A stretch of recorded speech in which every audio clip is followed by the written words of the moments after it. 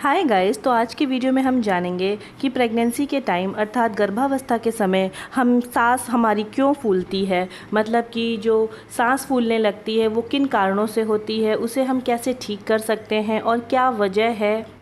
तो इन्हीं सब कारणों के बारे में आज हम लोग इस वीडियो में बात करेंगे। तो यहाँ मैं कहना चाहूँगी, अगर मेरे चैनल पे पहली बार आए हैं तो प्लीज़ चैनल को सब्सक्राइब कीजिए और बेल बटन को ज़रूर प्रेस करिएगा, जिससे कि मेरा नोटिफिकेशन सबसे पहले आपको मिल सके। तो गाइस, जैसा कि बताया गया है सांस फूलना, तो इसे अंग्रेजी में शॉर्टनेस ऑफ ब्रेथ भी कहा जाता है। तो सबसे पहले हम जानेंगे कि सांस फूलना होता क्या है, मतलब कि शॉर्टनेस ऑफ ब्रीथ क्या होता है। प्रेगनेंसी के बीच में जो रूटीन वर्क होता है उस बीच में आपको कभी कभी सांस फूलना हो सकता है। करीब 60% लोगों को, महिलाओं को ये प्रॉब्लम फेस करनी पड़ती है। तीसरी तिमाही में ये प्रॉब्लम ज़्यादा परेशान करती है। तो चलिए अब बात करते हैं कि ये जो प्रॉब्लम है ये होती क्यों है, मतलब कि आपको सांस फूलना क्यों होता है, शॉर्टनेस ऑफ ब्रीथ क्यों होती है। ऐसा इसलिए होता है क्योंकि दूसरी तिमाही में आपका यूट्रस का साइज़ जो होता है वो थोड़ा बढ़ जाता है। जैसे जैसे धीरे धीरे शिशु का साइज़ बढ़ता जाता है वैसे वैसे आपको ब्रीथ लेने में, मतलब सांस लेने में प्रॉब्लम हो सकती है। सांस लेने में जो कमी होती है वो 31 से 34वें हफ्ते में ज़्यादा हो जाती है,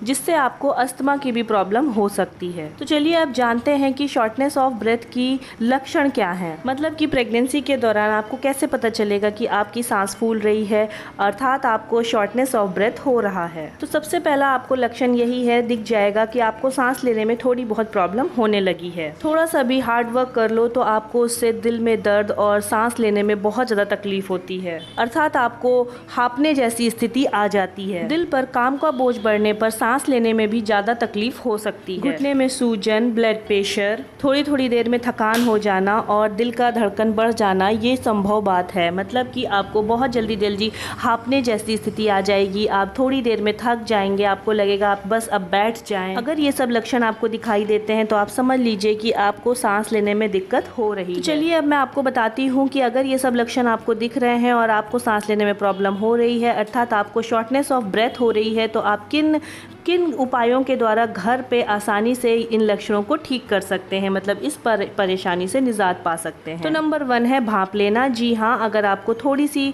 थकान महसूस हो रही है तो आप भाप ले करके, यानी कि स्टीम इनहेल करके अपने आप को इस परेशानी से निजात पा सकते हैं, मुक्ति ले सकते हैं। गर्म पानी में नीलगिरी ऑयल की कुछ बूंदें डालें और लंबी लंबी सांसें लें। आपको रोज अदरक वाली चाय में 2 बूंद शहद डालना है और उसको पी लेना है। साथ ही आपको अदरक का टुकड़ा भी साथ में खाना है। अगर आपको ये समस्या अनीमिया के चलते हुए है तो आपको चुकंदर का रस पीना चाहिए, अर्थात जूस पीना चाहिए, और साथ में चुकंदर भी खाना चाहिए। अपनी गायनेक से पूछ लें कि आपको कौन सी एक्सरसाइज करनी चाहिए जो आप धीरे धीरे उसको भी कर सकें। एक्टिव रहें, खुश रहें और इस समय को अच्छे से एंजॉय करें।